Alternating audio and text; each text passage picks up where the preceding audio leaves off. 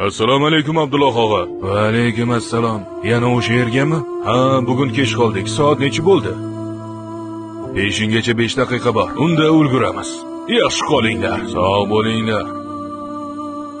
Bular kim, Abdulloh aka? Qayerga ketishyapti? Uni Bukri deb chaqirishadi.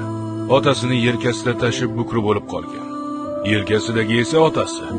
Bir hafta halokatda ham farj bo'lib qolgan, ham soqov. Bu devona ham har doim otasini pastdagi masjidga olib borib qaytib olib keladi. Hech erinmasdan, hech og'rinmasdan. Bu juda qiyin emasmi? Nega bunaqa yo'lni tanlashgan? Farzand ma'lum yoshgacha otasiga omonatdir. Ma'lum yoshdan so'ng esa ota farzandga omonatdir.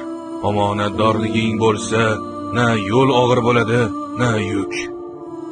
Senga aytgandim, bu ko'ngil ishidir. Hammaning ham aqli yetmaydi, ko'ngli ham. Agar mendan dunyodagi eng baxtli odam kim deb so'rasalar, ana o'sha odam deyman.